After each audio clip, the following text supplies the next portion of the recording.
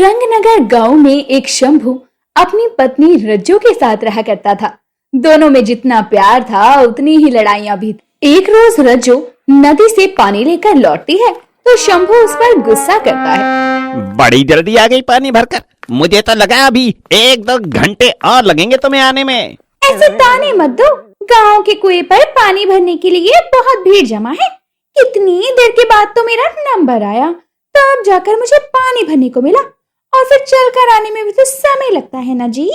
बहाना बनाना तो कोई तुमसे सीखे। यहाँ मैं इतनी देर से खाने का इंतजार कर रहा हूँ कि तुम अब आओगी, अब खाना बनाओगी, लेकिन तुम तो पानी भरने के बहाने गांव घूम रही हो। मेरी कोई चिंता है कि नहीं? मैं गांव में घूम नहीं रही थी।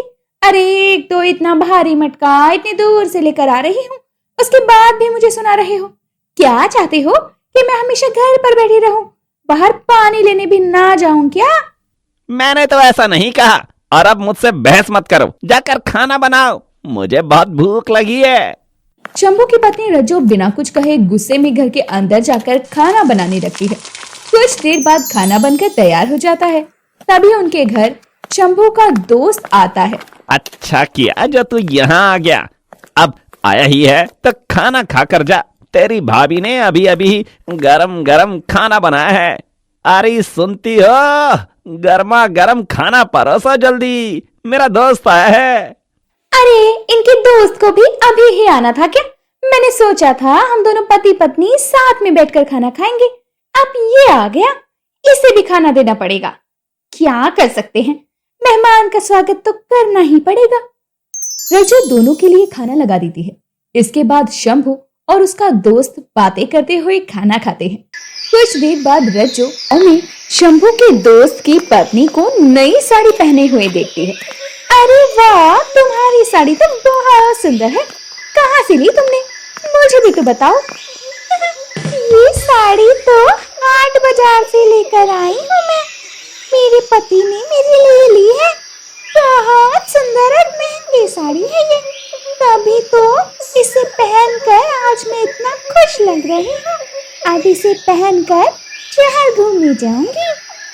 हाँ, सुंदर तो बहुत है ये साड़ी। मैं भी एक ऐसी साड़ी लेने को कहूंगी इसे। रहने दो, तुम्हारा पति तो बहुत कंजूस है, वो तुम्हें इतनी महंगी साड़ी नहीं दिलाएगा। देख लेना तुम कुछ भी मत बोलो। मेरा पति मुझसे बहुत प्यार करता है, वो कभी भी मेरी बात को नहीं टालेगा। मेरे कहने पर मुझे साड़ी दिला देगा। ठीक है, मैं भी देखती हूँ तुम्हारी नई साड़ी कब तक आती है। हाँ, देख लेना, जल्दी आएगी और तुमसे अच्छी आएगी, ऐसी कि तुम देखते रह जाओगी। फिर कहोगी कि रज्जू तुम तो सच कहती थी। हाँ, पहले ले आओ, उसके बाद बात करते हैं। रिमझिम मुंह बनाकर वहां से चली जाती है। रज्जू भी अपने घर जाकर अपने पति शंभू से नई साड़ी की मांग करती है। सुनिए जी, मुझे ना नई साड़ी चाहिए, महंगी वाली। साड़ी चाहिए? अचानक से तुम्हें नई साड़ी क्यों चाहिए? और वैसे भी अभी तो कोई तीज त्योहार भी नहीं है जो तुम्हें नई साड़ी दिलाऊं मैं। तीज त्योहार नहीं है तो क्या मैं नई साड़ी नहीं खरीद सकती? देखो जी, मेरा बहुत मन है नई साड़ी लेने का, इसीलिए मुझे आप दिला दो। वैसे भी मैं आपसे ज्यादा कहाँ ही कुछ मांगती हूँ। ऐसे कैसे दिला दूं? पैसे क्या पेड़ पर लगते हैं? मेरे पास अभी पैसे नहीं है, इसलिए कोई नई साड़ी नहीं आएगी, समझी तुम? आजकल आपको हो क्या गया है?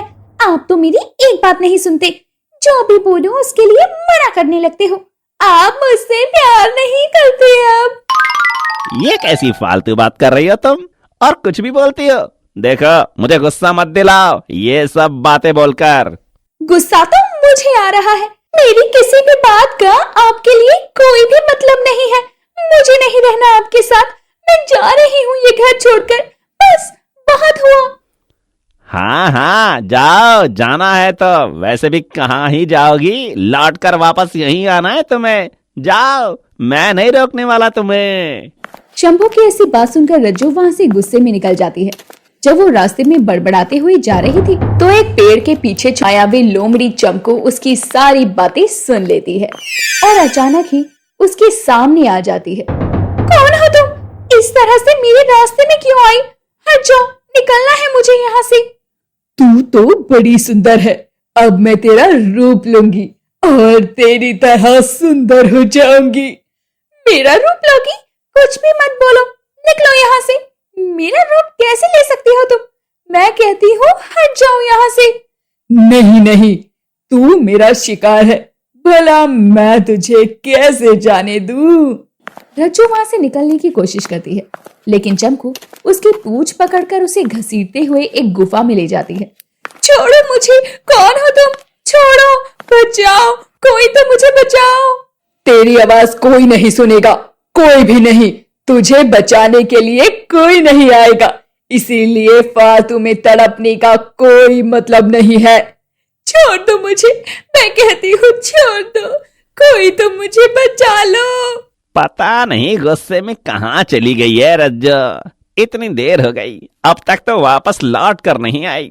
लगता है मेरी बातों को ज्यादा ही दिल से लगा लिया। अरे रज्जो, अरे ओ मेरी प्यारी रज्जो, अरे कहाँ हो तुम?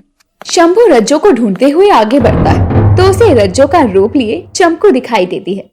अरे मेरी प्यारी, तुम यहाँ हो? मैं तुम्हें कब से ढूंढ रहा था। लगता है ये शंभू उस सुंदर रज्जो का पति है। अगर मैं इसके साथ चली जाऊं तो इसी बहाने मुझे रहने के लिए घर मिल जाएगा। अरे क्या सोचने लगी तुम? लगता है अब तक मेरी बातों से गुस्सा हो। चलो मैं तुमसे माफी मांगता हूँ। अब से तुम्हें कभी भी कड़वे शब्द नहीं कहूंगा और तुम्हें साड़ी भी दिलाऊंगा, वो भी नई और महंगी वाली। सच में? तुम वादा करते हो कि तुम मुझे नई साड़ी दिलाओगे? तभी मैं चलूंगी तुम्हारे साथ घर। हाँ हाँ, मैं वादा करता हूँ। चलो अब गुस्सा थूक दो और घर चलो। हाँ, चलो चलते हैं। शंभू मायावी रज्जो को अपनी पत्नी समझकर घर ले जाता है और रज्जो गुफा में बंधी होती है। ये मैं कहाँ फंस गई? मेरी हिम्मत मारी गई थी जो मैं अपने पति से झगड़ा करके बाहर निकली और यहाँ फंस गई। अब मैं यहाँ से कैसे निकलूंगी? दूसरी तरफ चंपू शंभू के साथ रहने लगती है, लेकिन शंभू को अपनी पत्नी कुछ बदली बदली सी नजर आती है। शाम को जब रिमझिम किसी काम से शंभू के घर आती है। अरे कौन हो तुम? मेरे घर में कहाँ घुसे आ रही हो? तुम मुझे नहीं जानते रज्जो, ऐसे क्यों बातें कर रही हो? हाँ, तुम ऐसी बातें क्यों कर रही हो? ये तो अपनी पड़ोसन है। अच्छा, लगता है मैं इसे भूल गई थी, इसीलिए ऐसा बोल दिया। ये रज्जो अजीब सा बर्ताव क्यों कर रही है?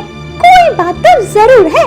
उधर रज्जो गुफा में खुद को छुड़वाने की कोशिश करती है। उसकी आवाज सुनकर गुफा के पास से गुजर रही इमली गुफा में आती है और उसकी रस्सी खोल देती है। रज्जो अपने घर पहुंचती है और शंभू अपने सामने दो पत्नियों को देखता है। मेरी दो पत्नियां? ये कैसे हो सकता है?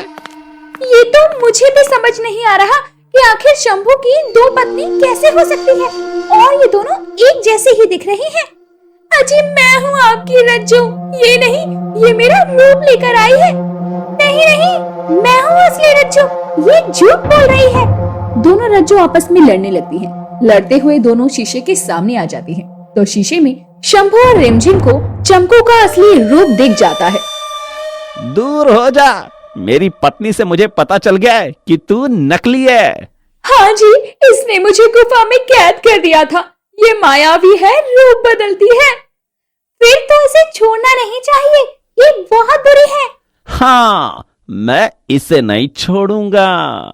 चंपू वहां से भागने लगती है, तो शंभू, रज्जो और रिमझिम मिलकर उसे पकड़कर बांध देते हैं और फिर जाकर गांव के सूखे कुएं में फेंक देते हैं। और इस तरह से शंभू और रज्जो साथ में रहते हैं और कभी एक दूसरे से फिर कभी लड़ाई नहीं करते।